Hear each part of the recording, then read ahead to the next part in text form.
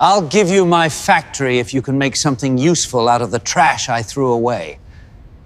I'll give you my factory if you can make something useful out of the trash I threw away. Walter Preston's voice echoed through the warehouse like the strike of a hammer. The executive's laughter followed right after, loud, metallic, muffled only by the sound of bottles shattering on the floor. Champagne burst in golden jets as cameras captured his every move. White suit, wide smile, a king on his throne of iron and glass. In front of him, among crushed boxes and scraps of plastic, stood Daniel Reed, his soot-stained hands clutching an empty bottle. He didn't answer right away. The silence made the laughter sound even crueler. "Come on, garbage genius," Walter mocked, raising his glass toward him. "You think this stuff has value? Then prove it. If you can make something useful out of what I threw away, I'll give you the whole factory." The audience roared as if watching a circus act. Daniel looked around. A dozen employees were filming with their phones, some laughing, others avoiding eye contact. A woman with a golden badge, Grace, looked away, ashamed. The garbage collector took a deep breath, and for a moment it seemed he would walk away, but then he looked up, steady, and said simply, "Deal." His tone wasn't defiant. It was a promise. The laughter died for a heartbeat before Walter burst into sarcastic applause. "We've got an artist here, look at this. A man who'll turn trash into gold. Make sure you record that face." The guards laughed. The cameras caught it all. The heat inside the warehouse seemed to rise. The air smelled of metal, liquor, and humiliation. Daniel bent down, gathered a handful of torn packaging and scraps of aluminum, and stuffed them into a ripped bag. "You'll need luck, champ," shouted one of the managers, tossing a can at him. Daniel dodged without reacting. He walked slowly toward the exit, hearing the executive's footsteps fade away, their laughter echoing like the sound of a verdict. Walter turned to his employees. "That's what I mean when I say the world needs winners. Some recycle garbage, others create it." More laughter. The spotlights returned to the stage where he presented his new eco-friendly product, supposedly sustainable packaging made from compounds that, in truth, didn't degrade at all. Nobody cared. They applauded the symbol, not the truth. While the applause went on, Grace still held her phone. The video she recorded trembled in her hands. It showed Daniel's face in the background, his eyes gleaming under the artificial light. She didn't know why, but she couldn't delete it. Something in that gaze unsettled her. It wasn't anger, but a dangerous calm, something that promised a return. Outside, the New Jersey wind cut like glass. Daniel walked unhurriedly, the bag hanging at his side, the echoes of laughter still vibrating in his head. The asphalt reflected the lights of the party, as if mocking him. At the end of the street, a garbage truck rumbled by, slow and creaking, and the sound seemed to answer the promise he'd just made. "Deal," he whispered softly, as if sealing a pact. Inside, Walter raised his glass. "What a fool. He'll waste time with junk while I make millions." The crowd laughed. One of the executives asked if he'd really give away the factory. Walter smiled, tilting his glass. "Of course not, but it's good to let people dream." On the sidewalk, Daniel stopped before an overflowing trash can. There was something there, a curved piece, half melted, made of a material he recognized immediately. Industrial polymer from Preston Industries itself, used in an experimental project discarded months ago. He picked it up, turning it between his fingers. It wasn't trash. It was a discarded idea. The bells of a distant church rang and he looked up. For the first time, the cold seemed to vanish. He walked toward the abandoned warehouse where he slept, fingers still tight around the piece. Behind him, the Preston Industries sign flickered, its lights failing as if even the building itself sensed something was about to collapse. Grace watched the video once more on her phone, the muffled sound of collective laughter, Walter's satisfied face, and the heavy silence in Daniel's eyes. When the video ended, she looked out the office window. Outside, the city looked as cold as the room she worked in. She slipped the phone into her pocket and murmured, "This won't end well for him." But she didn't yet know for which of them. And it was in that instant, the exact moment Daniel lit a small lantern and spread the contents of his bag across the table, that the wind blew and extinguished the flame. He laughed to himself. "That's fine," he said. "I'll light it again." The noise of the wind blended with the distant echo of laughter from the factory, but this time the sound no longer hurt. It felt like fuel. He grabbed an old blowtorch, lit it with trembling hands, and watched the blue flame dance over the metal.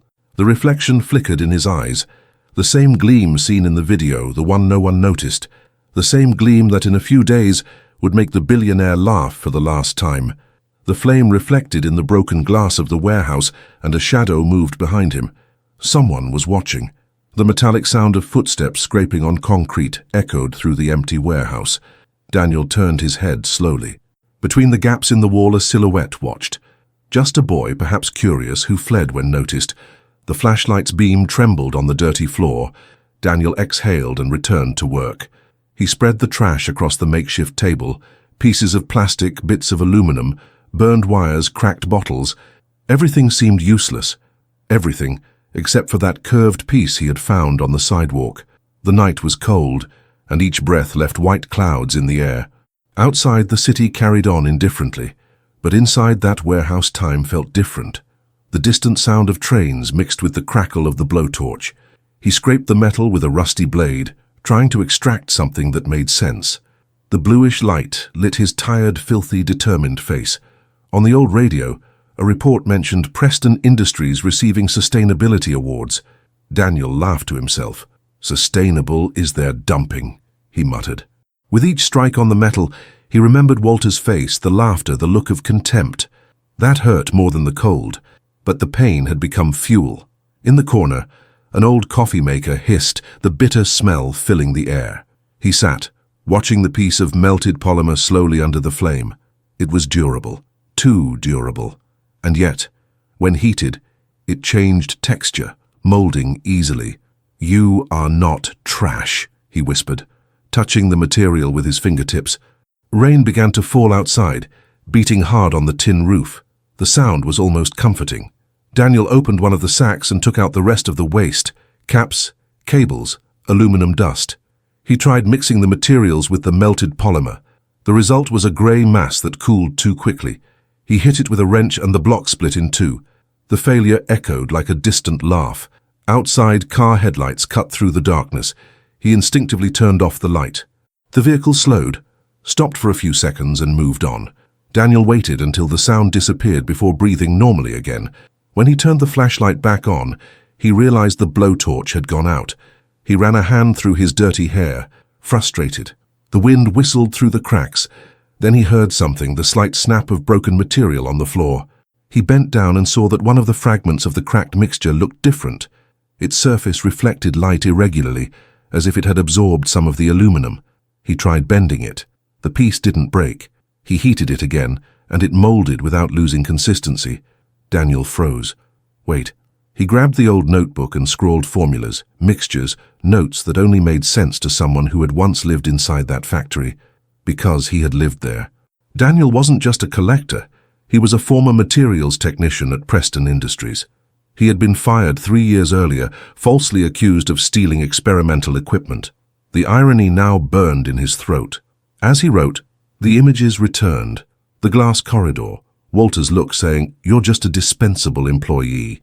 He remembered the meeting where his idea about biodegradable compounds was rejected. The same polymer was here in front of him, thrown away by the company that had stolen it. The difference was that now he would make it work. The clock read 3 in the morning when Daniel managed to melt the mixture again, adding small amounts of metallic powder. The mass expanded. He poured it into an improvised mold made of crushed cans. He waited for it to cool. The result was a thin, translucent plate, light. When he struck it with a hammer, it didn't crack. When heated, it bent gently.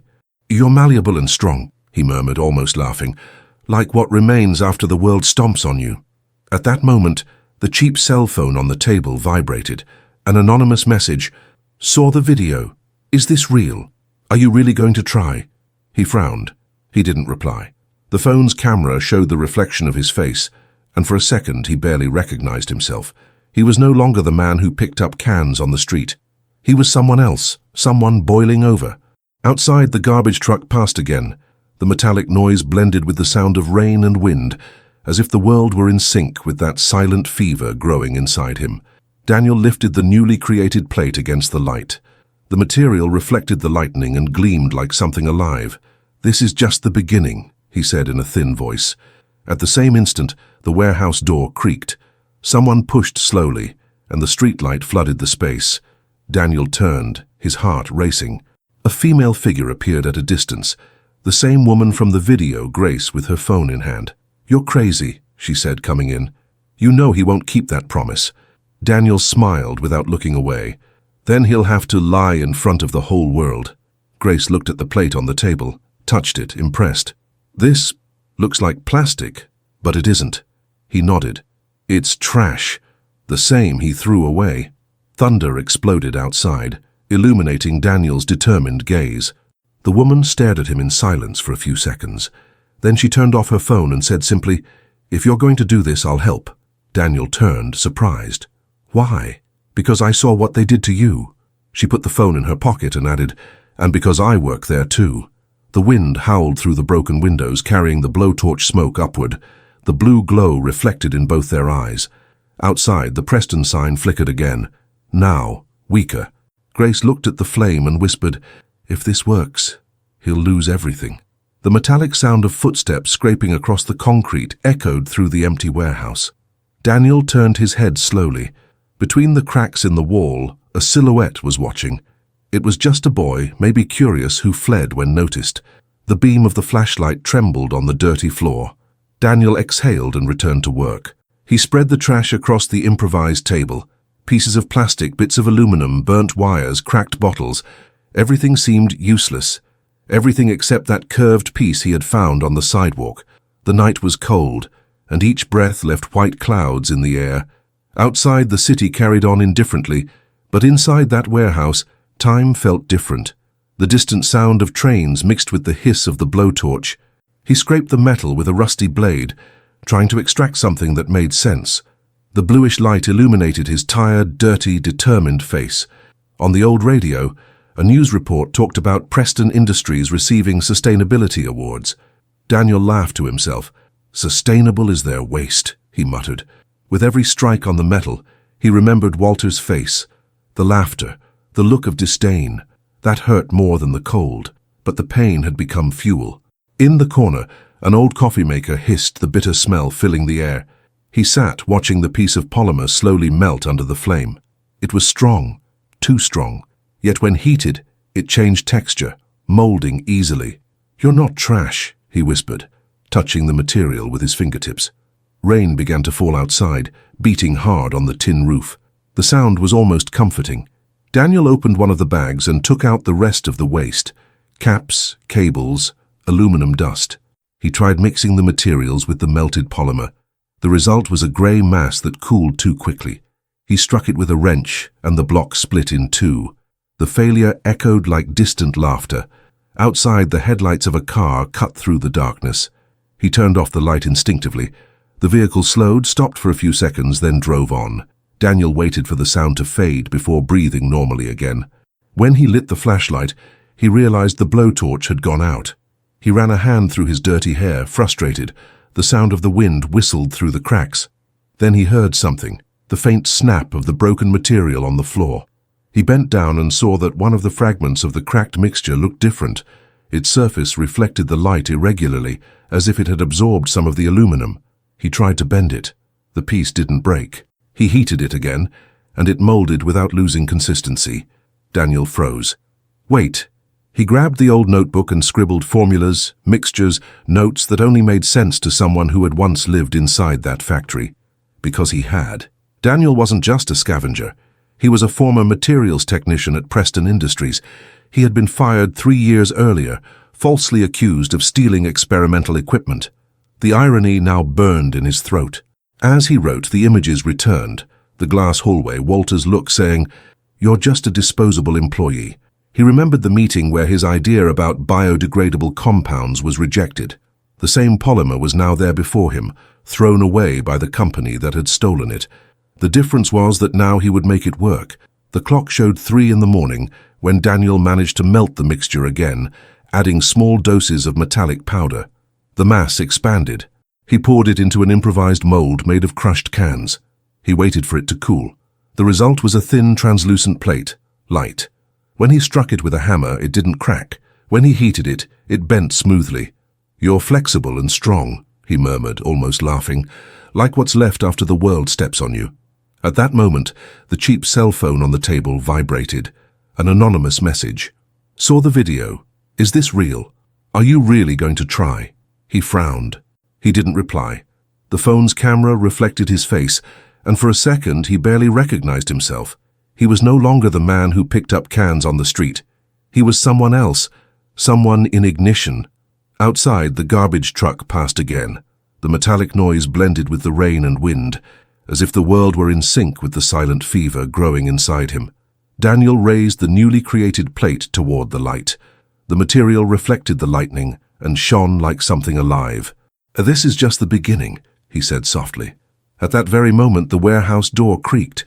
Someone pushed it open slowly, and the streetlight poured into the space.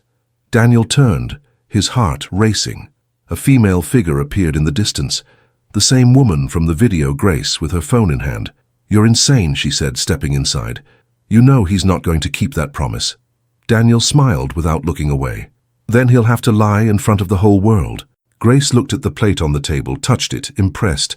"This looks like plastic, but it's not," he nodded.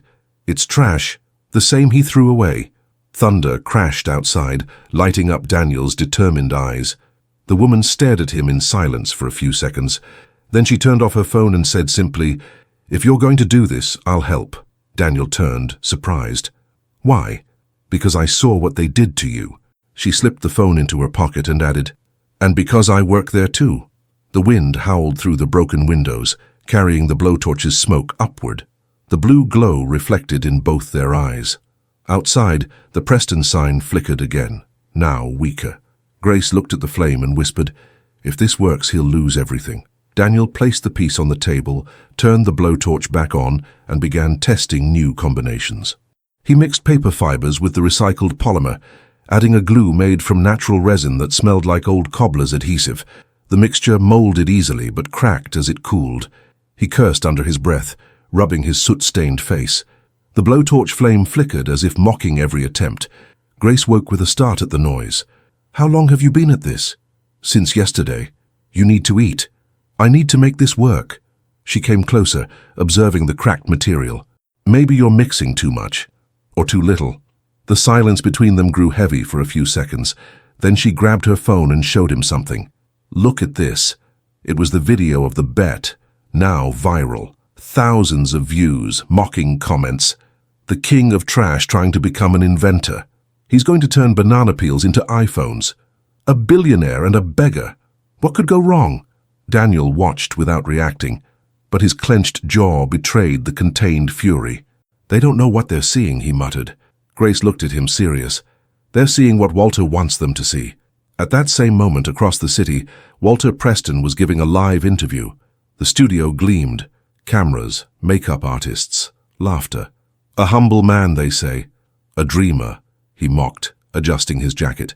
"But the difference between a dream and reality is that trash stays trash, no matter how many times you wash it." The audience laughed. The host, embarrassed, tried to change the subject, but Walter pressed on. People love a story of overcoming until they remember not everyone was born to win. Back in the warehouse, the old radio played his laughter. Daniel turned it off without a word. He walked to the corner and punched the wall. The sound echoed through the warehouse, dry and sharp.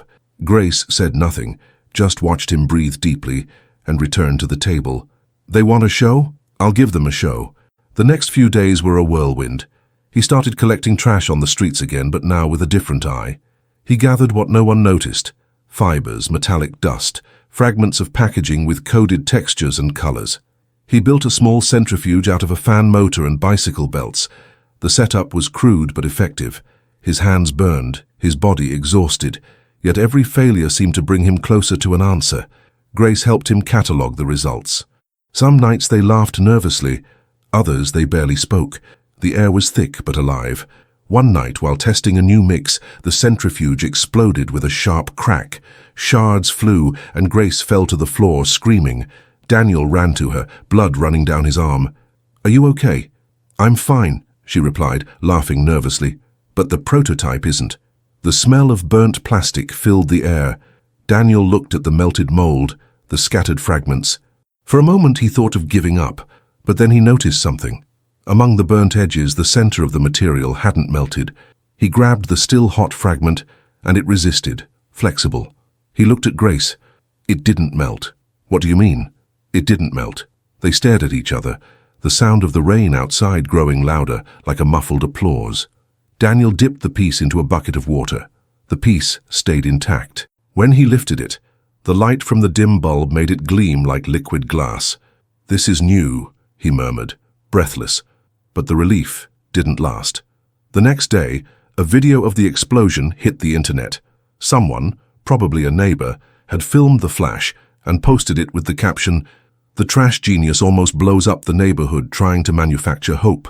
The post spread. Walter shared it with a venomous caption, "Looks like my factory is safe." The virtual laughter became a chorus. Daniel didn't speak all day. When night fell, Grace found him sitting, his face buried in his hands. "They want to see you break," she said, sitting beside him, "but you've already been broken before, and you're still here." He looked up, eyes red. "I just wanted to prove their trash is more useful than their pride." She smiled sadly. "Then show them." That night, Daniel returned to the workbench. He tried to replicate the accidental mix that had resisted the fire, this time with precise measurements. When he finished, he poured the liquid substance into a mold made from broken glass. He waited. The surface slowly hardened, forming an uneven silver sheen. When he touched it, it felt solid. Suddenly, he heard footsteps outside. Someone was near. He turned off the light. Silence. A creak, the sound of glass breaking. Daniel grabbed the nearest iron bar and waited. The door opened. It was just the same boy from before, carrying a bag of cans. "They said you pay for these," the boy said shyly. Daniel smiled. "I do." He took the cans, poured them onto the table, and began sorting them. Grace watched from the shadows, the blowtorch's glow reflecting off his face. For the first time, she saw something different, not just a man trying to prove a point, but someone at war with his own fate. Meanwhile, in the glass office of Preston Industries, Walter watched the explosion video for the third time, laughing loudly. "Look at that. The trash hero is now a public hazard," one of the directors muttered. "Maybe we should stop provoking him. The media's starting to notice." Walter looked up, annoyed. "Let people have their fun. When he fails, it'll be the perfect ending to this joke." But fate was already moving in silence. That same night, Daniel submerged the new sample in boiling water. When he pulled it out, the material hadn't just resisted, it had become stronger. He struck it against the concrete, and the sound rang like steel. Grace's eyes widened. "Daniel, that's impossible." He smiled for the first time in days.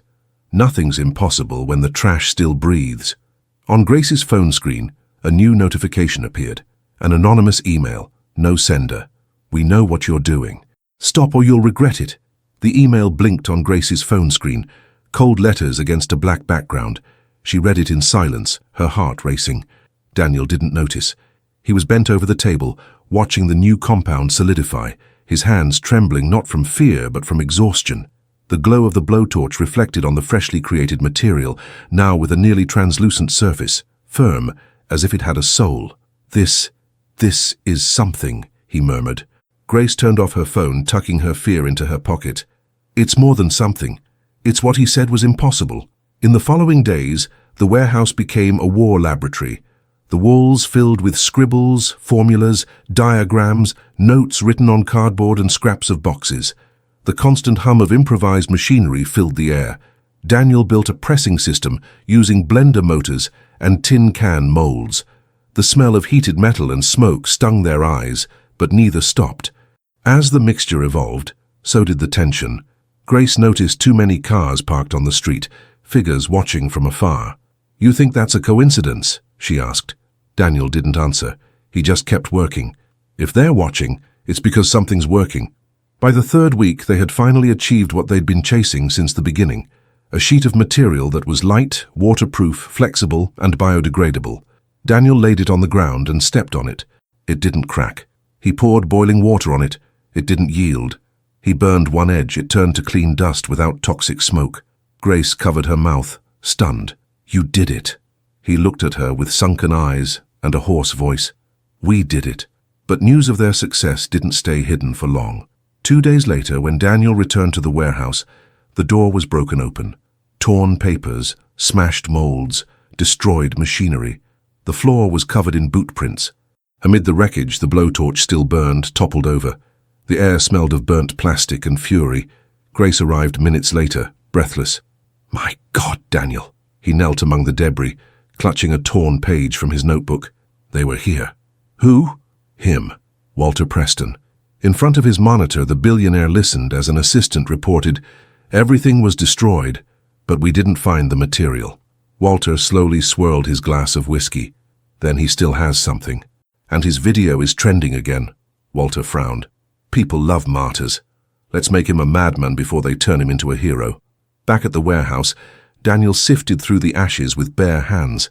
Amid the debris, he found an intact fragment of the compound, small, misshapen but whole.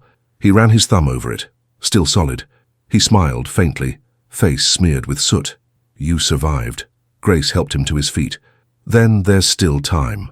In the days that followed, they slept little, ate almost nothing. They set up a new shelter hidden behind an abandoned workshop. Grace secured access to a university lab through an old professor. At night, they worked in secret. The tension was constant, the fear ever present. But something new was growing there, a flame that refused to die.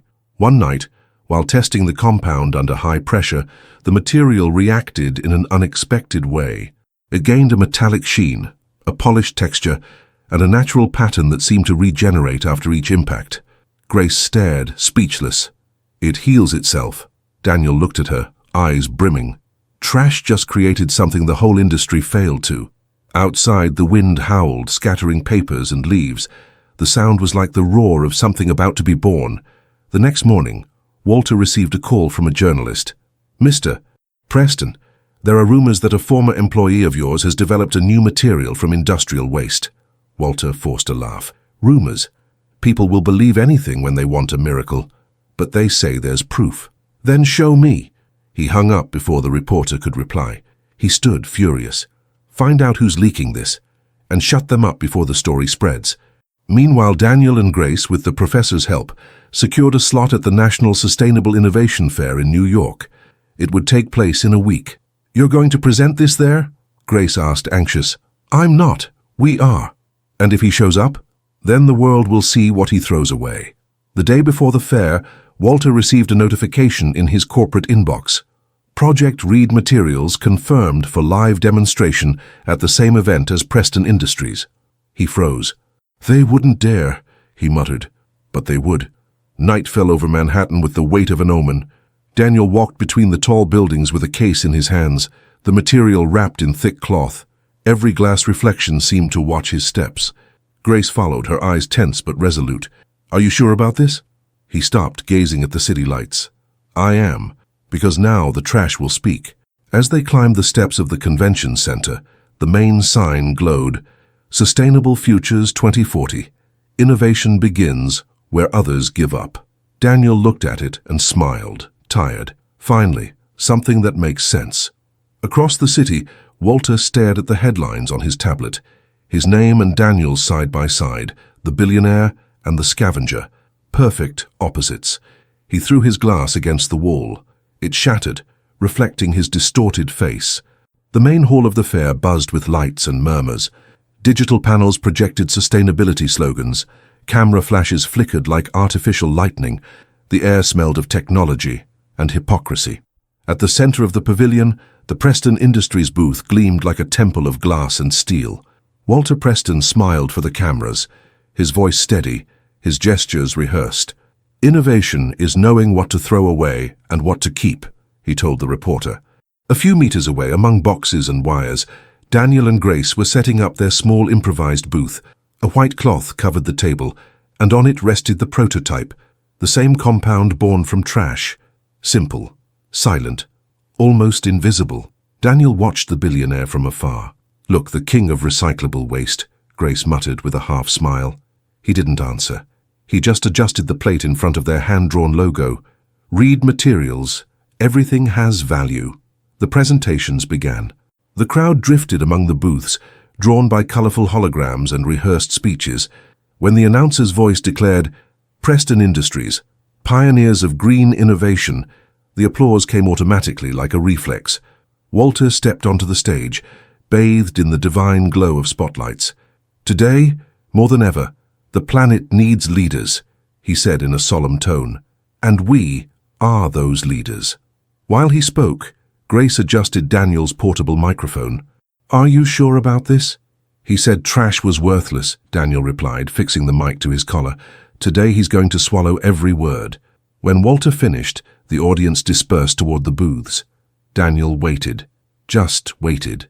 Then, in a calm voice, he called out to the host, "May I demonstrate something?" The man looked at him with disdain. "And you are?" "Daniel Reed, former employee of Preston Industries, and a recycler." A murmur spread through the hall like wildfire. Cameras turned. Walter at the back froze for a second. His smile stiffened. Daniel lifted the material under the light. "This was made entirely from the trash this company threw away." The crowd laughed. A few sneered. Walter folded his arms, tense. Daniel went on. "They called it trash, but I call it a second chance. And now I want to show something simple." He placed the sheet of the compound on the bench and set a heavy metal part on top. The material didn't bend.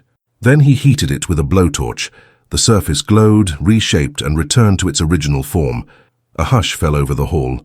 He poured boiling water on it. Nothing. He threw a glass bottle. It bounced off without leaving a mark. The crowd began to gather. Reporters jostled forward. Grace watched, heart pounding. A low murmur rippled among the engineers present. "That's impossible." "What's it made of?" Daniel answered firmly. "Industrial waste from Preston Industries, the stuff they called useless." Walter stepped forward, forcing a smile. "With all due respect, this man doesn't represent our company, and that material is dangerous, unregulated, possibly toxic. Want to test it?" Daniel's voice cut through the air. A brittle silence followed. Daniel took a small sample and dropped it into a glass container filled with water. It dissolved slowly, leaving only clear liquid. "Toxic," the crowd murmured. Walter went pale. The cameras captured everything. A reporter confronted him. "Mr. Preston, is it true this man worked for your company and made this product from the waste you discarded?" Walter laughed nervously. "Of course not. This is just a performance." "Performance?" Grace's voice echoed through the mic for the first time. "I have the videos, the records, the emails. He made the bet in public." The murmuring grew into noise. The flashes returned, but now aimed at Walter. Daniel didn't move. "You offered me your factory if I made something useful out of what you threw away," he said. "And here it is." Walter tried to grab the microphone, but someone from the crowd shouted, "Let him speak." Another voice added, "Show the video." Grace raised her phone and connected it to the projector. On the giant screen behind the stage, the image appeared. The corporate event, Walter laughing, saying clearly, "I'll give you my factory if you can make something useful out of the trash I threw away." The sound rolled through the hall like thunder. Walter froze. The audience was silent for a moment. Then came the rush of cameras, whispers, and shame. Daniel didn't move. He simply looked at him, silent. "Now the world knows the value of your trash." The fair's judges exchanged glances. One stepped forward, touched the material, and tested its strength. "This is revolutionary." Another added, "If verified, this changes everything." Grace breathed deeply, almost trembling. Daniel kept his gaze fixed on Walter, who tried to hide his panic behind an artificial smile. "This is just a coincidence," he said, "a setup by a disgruntled former employee." But the audience no longer believed him. The sound of voices swelled. The murmur became a wave. A reporter held out a microphone to Daniel. "Do you believe he'll honor the promise?"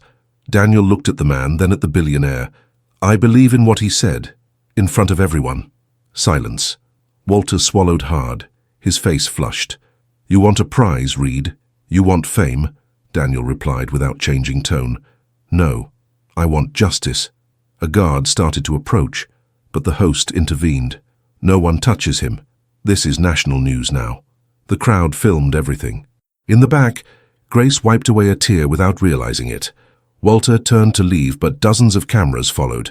Daniel only said, "Trash always finds its way back to the one who made it." The crowd erupted in murmurs, and as Walter struggled to maintain composure, one of the judges approached Daniel and said loudly, "Your product is approved for scientific review. If what you say checks out, the patent is yours." The applause began softly, then grew, like the roar of a tide.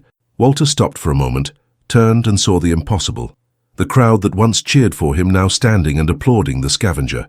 A journalist, broadcasting live, spoke into the camera. And if this promise is legally binding, Walter Preston may have just lost his own factory. The cameras wouldn't stop flashing. The story had already crossed every network, and financial news sites were posting live headlines.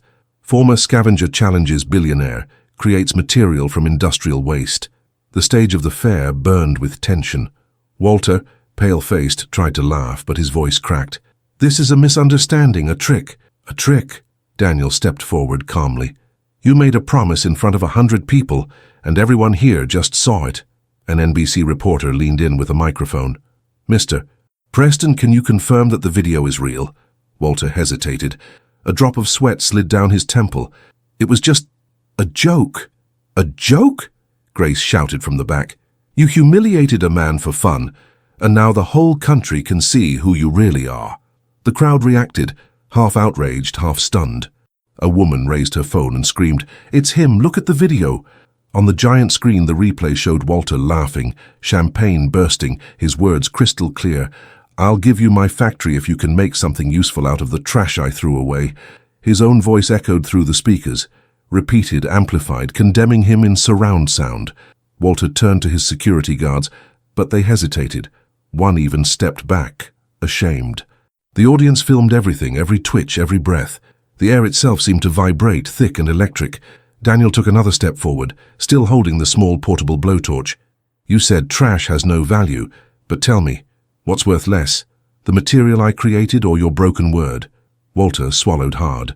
The roar of the crowd became a living thing, shouting, murmuring, trembling. The reporter spoke again. "Mr. Reed, the technical jury has confirmed your material is biodegradable, self-regenerative and low cost, and the patent was filed under your name 48 hours ago. That's official." The applause hit like thunder. Walter stumbled back a step. You stole that. It was company property."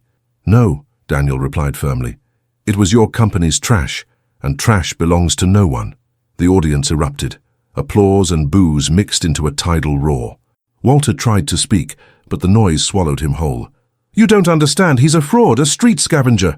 "An inventor," Grace corrected, stepping up beside Daniel. "And the man who turned your arrogance into a revolution." Walter raised his hand, shouting toward the reporters, "This event is a sham. This fair will pay for exposing me." But his microphone cut out. Someone, maybe a technician, maybe fate itself, had killed the sound. His image, gesturing without audio, filled the screens. Ridiculous, powerless. Daniel watched without a word. That silence now belonged to him. Then a new voice filled the hall, the official host trying to restore order. "Ladies and gentlemen, we've just received confirmation from the Innovation Committee. The Reed Materials project has been classified as a discovery of global impact. It will be forwarded for registration with the environmental and industrial agencies." The audience exploded. Cheers, applause, whistles. The sound of cameras and microphones capturing every second. Walter stood frozen, motionless, as if struck by an invisible blow. Grace stepped closer to him and said quietly but firmly, "You should have been careful with what you throw away. Sometimes the trash talks back." He turned, furious, but the cameras closed in around him. Reporters shouted, "Will you keep the promise? Will you hand over the factory? Is it true the agreement could be legally binding?" Walter raised his hands, desperate. "This is insane. No one can force me to do anything." One of the lawyers attending the event, recognized by the crowd, stood and spoke loudly. "On the contrary, Mr. Preston, there's public record, video evidence and witnesses. This constitutes a verbal contract with legal standing." The words cut through the air like blades. Walter went pale. The crowd roared. Daniel just stared at him, not smiling, not gloating, only with a dangerous calm. "You wanted a show," he said. "Now it's all yours." Walter tried to speak, but an aide rushed to the stage, trembling, whispering something into his ear. Walter's face drained of color. The board pulled out. The stock's crashing. "What?" "The market's killing you, in real time." He turned toward the massive screens. Live headlines flashed before him. Preston Industries in moral and financial collapse. Scavenger exposes billionaire fraud. Investors abandon Preston. Notification sounds echoed through the hall like gunfire. Walter gave a nervous laugh, then broke entirely, shouting, "This can't be happening!" But it was. Daniel took a step back, letting the chaos unfold. Grace touched his arm. "It's over." "No," Daniel said softly. "It's just beginning." Outside, the crowd was waiting. Reporters, cameras, onlookers. When Walter stepped out of the pavilion, the flashes blinded him. Questions hit like bullets. He tried to cover his face, stumbled, and was pushed back by the crowd. No guard came to help. Meanwhile, Daniel stepped onto the stage, silent, and looked at the table where his creation rested. The blue flame of the blowtorch still flickered. Alive. He lifted the prototype and said simply, "This isn't the end of anyone. It's just the beginning of what the world throws away." The applause came again, this time sincere, deep, almost cleansing. The sound carried all the way outside, where Walter, sweating, struggled to escape the microphones. Karma followed him like a shadow, unseen but inevitable. In that moment, Grace looked at Daniel and realized something. He wasn't happy or triumphant. He was free, as if he had finally scraped the last trace of humiliation from his soul. The head judge of the event climbed onto the stage, and before the cameras announced, "Given the promise made and publicly recorded, Preston Industries will be officially notified. Until the matter is resolved, the factory will remain under temporary custodianship of Mr. Daniel Reed." The crowd went wild. Outside, Walter collapsed to his knees. The factory was silent. The wind swept through the open gates, stirring the dust that had settled on the idle conveyor belts. Days had passed since the fair. The world was still talking about it. Headlines on screens, billboards, newspapers. "Scavenger wins case against Billionaire." "The Preston Empire in collapse." "The bet of the century redefines innovation." Daniel Reed walked slowly across the courtyard of Preston Industries, his footsteps echoing on the bare concrete. The guards let him in without resistance. He was now the court-appointed interim owner. The same place that had once thrown him out now welcomed him as its master. The symbol of power had bowed before the invisible. Inside, the air still smelled of oil and metal. He ran his hand along the machines, remembering when he used to clean that floor, when the eyes of the supervisors passed through him as if he were part of the grime. He stopped before the steel plaque on the wall. Walter Preston Industries, pride of American innovation. He set the portable blowtorch on the workbench and whispered, "Now it'll be what it should have been all along. Useful." Meanwhile, in a dark hotel room, Walter sat watching the news. His hair disheveled, his beard unshaven, a half-empty glass in hand. The screen showed aerial shots of the factory reopening under new management, Daniel, in a simple uniform, waving to a group of former employees. The commentator's voice said, "The former Preston Industries will now be renamed Reed Materials, focused on recycling and sustainable production. The new staff includes former waste pickers, technicians, and workers previously laid off unjustly." Walter turned off the TV in anger and threw the remote. The silence that followed was crueler than any headline. Back at the factory, Grace was organizing the new team, ordinary people, calloused hands, hopeful eyes. She walked beside Daniel, showing him the blueprints of the new project. "The first production line will turn urban waste into raw material for construction," she explained. He nodded slowly. "Nothing goes to waste anymore, not even people," she added with a smile. Daniel stopped by a broken window and looked outside. The sunlight cut through the glass, illuminating the dust particles like golden smoke. When he threw it away, he said quietly, he didn't know he was throwing away his own future. A worker approached, carrying a folder. "The judge signed it today. The factory's officially yours." Daniel took the document without dramatic reaction, just breathed deeply. "Then let's begin." The press crowded at the main gate. The crowd cheered as he appeared. Some shouted his name, others held signs. "From trash to triumph. Karma is justice." He climbed onto a wooden crate, no microphone, and spoke loudly, his voice strong enough to fill the yard. "They said trash has no value, but trash only exists when we stop seeing what can grow from it. I didn't defeat a billionaire. I defeated the idea that people who have less are worth less, and that's what the world needs to recycle first." Applause erupted. Cheers, shouts, tears. The sound cracked the air. Grace beside him said nothing. She knew he wasn't talking about plastics or metals. He was talking about people. At that same moment, Walter arrived at the gate, staggering, hollow-eyed. No one stopped him, but no one greeted him either.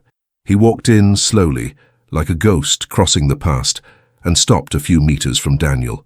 "You won," he said hoarsely. "No," Daniel replied. "What you threw away won." Walter looked down. "You're leaving me with nothing. You left yourself that way."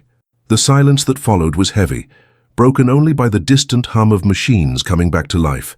Walter looked around, watching as his own name was being removed from the main facade. The metal letters fell one by one. Preston shattered on the floor with a dull clang, the sound of an empire ending. He watched, powerless, and gave a tired, almost human laugh. "You know, when I said that, I never thought anyone would actually try." "That's why you lost," Daniel said. Walter turned and walked away. The gate closed behind him with the slow scrape of iron on concrete, the sound of justice sealing itself. Evening fell. Inside the factory, the lights came back on, one by one.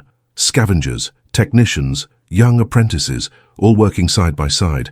The hum of machines sounded different now, not like oppression, but rebirth. Grace approached, handing Daniel a clipboard. "The first batch rolls out tomorrow. What name goes on the label?" he asked. She thought for a moment. "The same one you gave your invention," Daniel smiled. "Phoenix." They watched the first samples slide off the conveyor, grey, shining blocks, born from what the world had thrown away. Outside, a new sign was being installed. "Read materials, transforming what the world discards." Daniel stood still, watching the workers laugh, talk, and clean the machines. The rain began to fall softly, reflecting the lights on the ground. He closed his eyes and breathed in deeply. The sound of rain mingled with the rhythm of gears, a slow, solemn music. Grace called to him, "Go home, you've won." He opened his eyes, looked at the sign, and answered softly with a faint smile. "We don't win. We begin again." If this story made you feel the weight of justice, subscribe now and turn on the bell, because here, karma never fails. It just waits for the right moment. Stay tuned for another powerful story.